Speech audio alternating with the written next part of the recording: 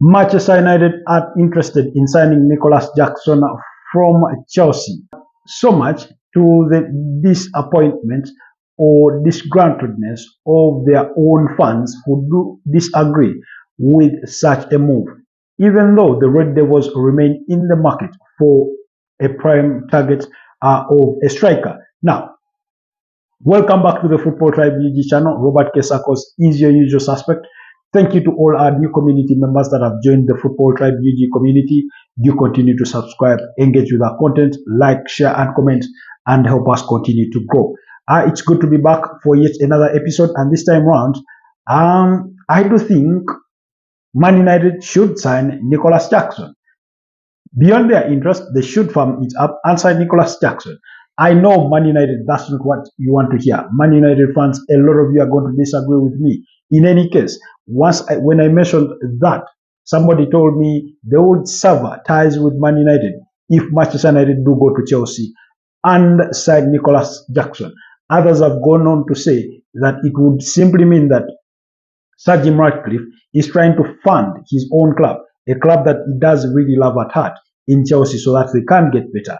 While that argument in itself may hold a bit of water, I do feel that this situation particularly is similar to that of Arsenal's pursuit for Noni Madueke, which left a bit of a sour taste in the mouths of Arsenal fans who did disagree with the move. First of all, they do think the player is overvalued, but also they feel that Arsenal continues to fund Chelsea in regards to their build for a better competitor in as far as the Premier League is concerned and beyond.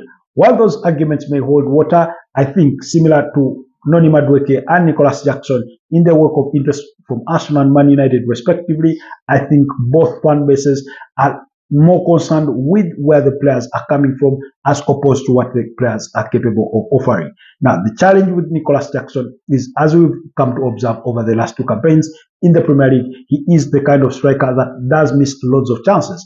And while he misses loads of chances, I must acknowledge that he also does score goals, as we will see. And the reason as to why I say that Man United have reason to sign Nicolas Jackson, and guys, please bear with me on this one. Bear with me on this one. However detestful you may think, however heinous a crime you may think that United are being mentioned in the same line with Nicolas Jackson, hear me out on this one. United currently have three strikers. Actually, more than three, if you add Marcus Rashford. But we won't discuss Marcus Rashford because they want him to leave the club. He's on high wages. They want £40 million. Aston Villa won't sign him because they think that deal is too expensive for them to afford. There's apparently interest from Barcelona that has been reported on all summer, but Barcelona have not firmed up that interest to make an approach formally to Man United to make a bid. There's been reported interest in the last couple of hours from Liverpool. I do not know whether Liverpool and Manchester United can sit around the same table and do transfer business together, but that remains to be seen. So essentially, it means Man United have Chido Martin Obi, 18 years of age. You can't really fault him on anything. He's just joined the club. I joined last summer from Arsenal, from the Arsenal Academy. He only played 7 games in the Premier League last season, didn't score any goals. He managed to score, I think, a brace during their Asian tour at the end of the season. And then you do have, last summer, they signed Joshua Zirkzee. Now, Joshua Zirkzee had arguably one of the worst debut campaigns a striker can have ever in the Premier League, history, because in 32 Premier League appearances, he could only score 3 goals and I think provided 1 assist. Now, that's a poor return on investment, really, when you look at the grand scheme of things. He also made a couple of appearances in the UEFA Europa League, where he could only score 2 goals and provide 1 assist. He made, in fact, 11 appearances. That was another poor result, or delivery. While in the EFL Cup, he made 3 appearances and scored 1 goal. So overall, we are talking about a player that scored 6 goals in more than 40 appearances for the club, really. So that's really a poor return on investment. He only joined the club last summer from Bologna. While you could excuse him that, of course, he's new to the league, he needs to go adapt. He's had changes in manager. He came in under Erik ten Hag. And 9 games into the season, Erik ten Hag is shown the exit, and Ruben Amorim is brought in. Of course, Ruud van Nistelrooy managing the club there on an interim capacity. So maybe there is a reason to excuse his poor performance. But again, if you're a team like Man United, you're competing to finish in the top 4, in the top 5, qualify for the UEFA Champions League, try to compete with the likes of Liverpool, Man City, possibly Arsenal, and Chelsea for the Premier League title. Then I mean, you cannot have a striker that cannot even give you 10 goals in their debut campaign. You just can't have that. When you're trying to compete on those fronts. So United also missed out on the UEFA Champions League football when they lost to Tottenham Hotspur in the final. Joshua Zirkzee was there playing. He could not deliver. So then the other option that Man United have is Rasmus Højlund. Now this one also joined Manchester United in the summer of 2023, the same time when Nicolas Jackson joined Chelsea from Villarreal. Now, of course, Rasmus Højlund joined in from Atlanta quite expensively, a fee in the excess of £70 million. And has he been able to deliver? Not to the expectations really, and not what they had really hoped for. Although I did feel at the time when they signed Rasmus Højlund that he should have come in as an understudy striker given his age. I mean, he is 22, so he only joined at the age of 20. So you can imagine really. He needs to learn for an experienced striker, which United do not have. They had hoped that Marcus Rashford's form would go on, but it hasn't turned out to be that way, because when you look at Erik ten Hag's first season, that's 2022-2023, we had Marcus Rashford in the best form of his career in a Manchester United jersey, went on to score 30 goals across all competitions.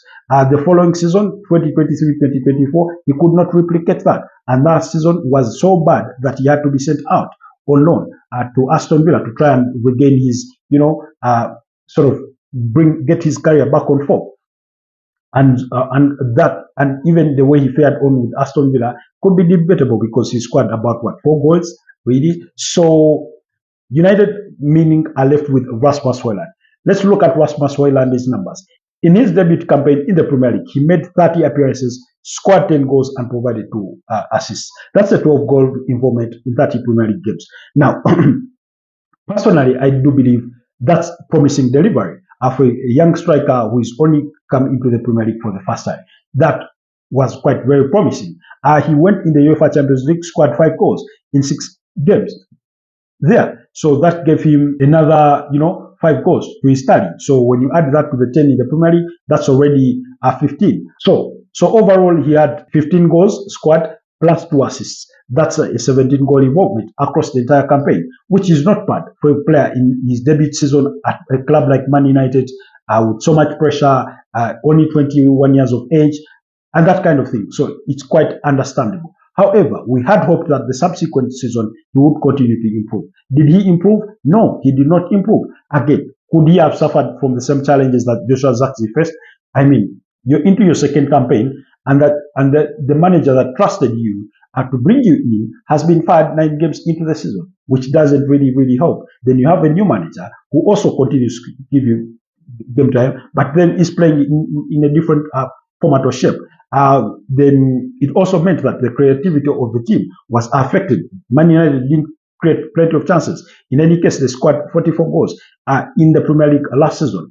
That's only slightly more than what Brani Mbeumo and Matthias Cunha scored, in the Premier League as 2 players last season. So last season alone, again, Rasmus Højlund did make 32 appearances, could only score 4 goals.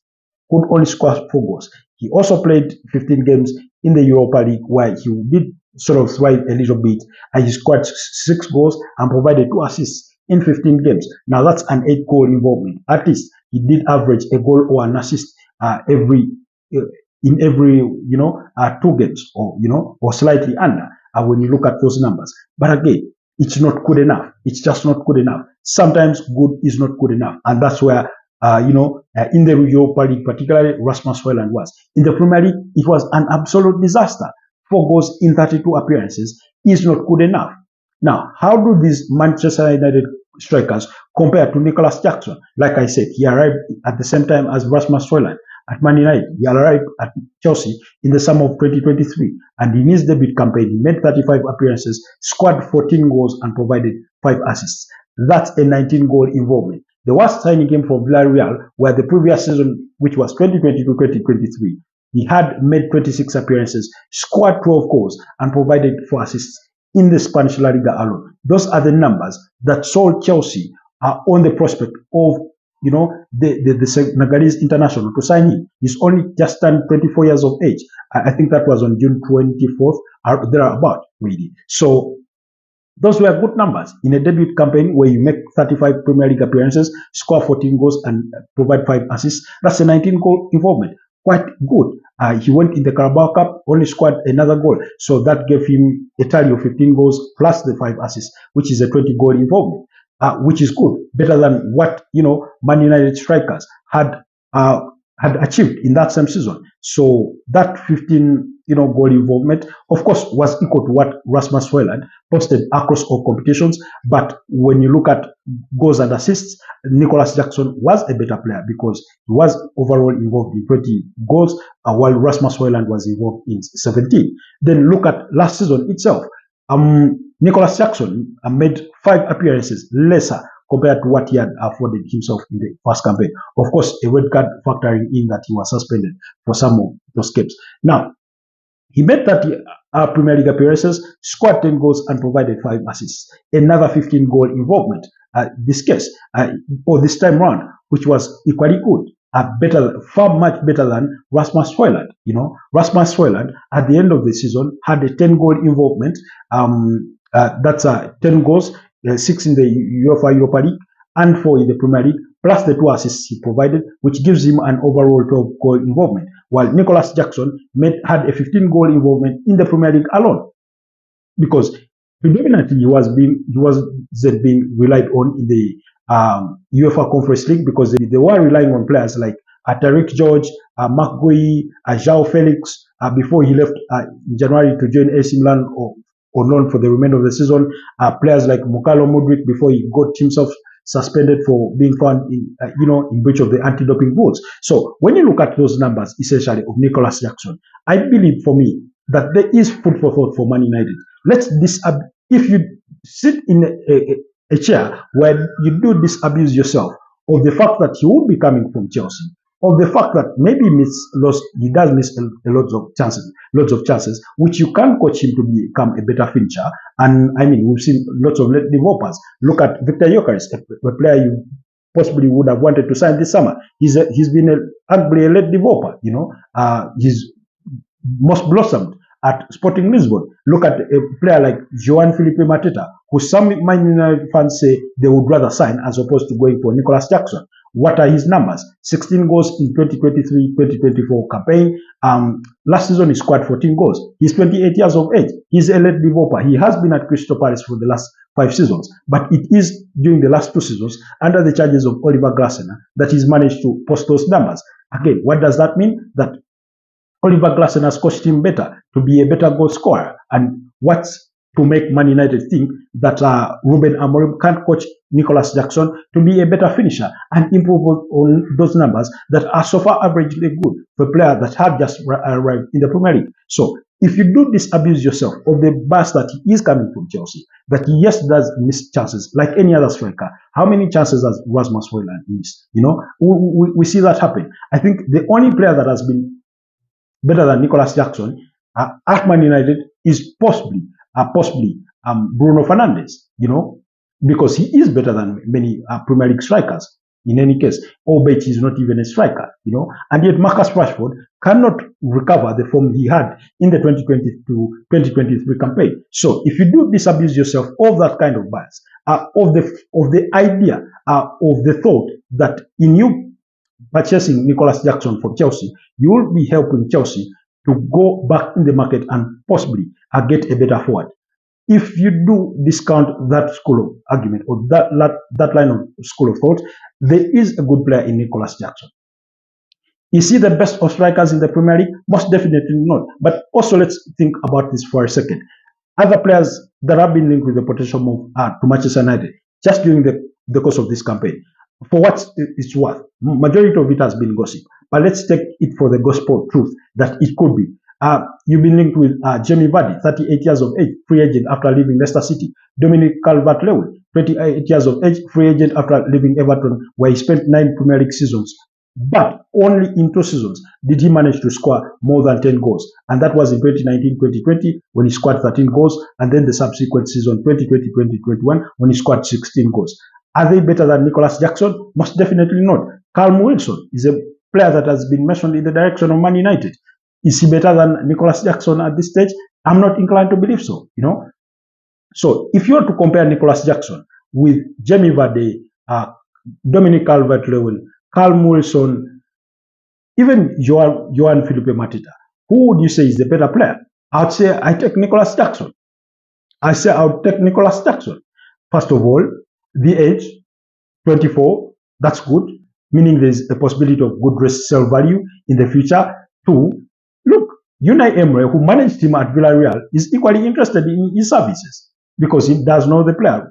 He knows the capabilities of the player in Nicolas Jackson. I'm not saying he is the best option out there in the market that Man United can get. But if they have failed on their primary targets, because their primary target was Liam Delap, they failed to secure that one and he went to Chelsea. They thought they could get Victor Osimhen. They wanted him to take a pay cut and looks destined for a move to Galatasaray. So looks like they won't get that one as well. Victor Gyökeres, destined for a move to Arsenal. Hugo Ekitike, it's Newcastle and Liverpool fighting for his signature at present day, even though Man United made inquiries about, possibly signing him. Will they go for Benjamin Sesko? I'm not convinced to believe so. Are they going to go to Barcelona and sign Robert Lewandowski? Not in one bit, because I do not think even Robert Lewandowski will be interested in joining Man United at this stage. Are they going to go to Man City and get Erling Haaland? Definitely not. Are you going to go to Real Madrid and get Rodrigo Goes or Vinicius Junior or Kylian Mbappe? No. There is a possibility of Dusan Vlahovic. You can get him, but do you? Again, it will be another gamble that he comes and fares well. You've been linked with a potential move for Moises Kean, who scored 19 goals in the Italian Serie A for Fiorentina last season. We are talking about a player who arrived in Everton, I think around 2019, and in his debut season, I think he only scored 1 goal before he was sent out on loan in the subsequent season on loan to PSG, where he scored 13 goals in 26 appearances. So if a Manchester United or a Man United fan, and you're giving me the option of Moises Kean, Dominic Calvert-Lewin, Jamie Vardy, and Callum Wilson, obviously I'm going to go for Nicolas Jackson because I do honestly believe he's a much better player than all of those. Now, the other player that has been linked with a potential move to Man United is Ollie Watkins. Now, Ollie Watkins, 29 years of age, does turn 30 years old in December. Very good option. Take that up. If it boils down to Ollie Watkins versus Nicolas Jackson, I'm going for Ollie Watkins. So if it boils down to that, because last season I think he scored 16 goals and provided a couple of assists, maybe about 8 or so, giving him an overall 28 goal involvement, which was a slight decline from the season before that, because 2023-2024 was his best season in an Aston Villa jersey, scored 19 goals and provided 13 assists, giving him a 32 overall goal involvement across the entire campaign. And he does average more than 30 games per season, which speaks to his availability. He's just one of those players that rarely gets injured, So, Man United fans, think about this objectively. Of course, if it boils down to Nicolas Jackson versus Ollie Watkins, I'm telling you for a fact, I'd rather Man United go for Ollie Watkins, primarily proven. He's capable of playing alongside another striker, and all that kind of thing. But if it is Nicolas Jackson versus Dominic Calvert-Lewin versus Callum Wilson versus Jamie Vardy versus Moises Kean, I do urge Man United to sign one player, and that will be Nicolas Jackson. Do let me know what your thoughts are down in the comment section. Let's have more of this debate. It's a debate we did have on one of our live broadcasts. You can also go check out the conversation we did have there. But do let me know what your thoughts are on the possibility of Manchester United signing Nicolas Jackson from Chelsea. Do you agree with my submissions, my arguments to make a case for him, or do you disagree with that? Do let me know down in the comment section. But also, if you're new, do not forget to subscribe to the channel, and I'll see you guys next time. Bye-bye and stay blessed.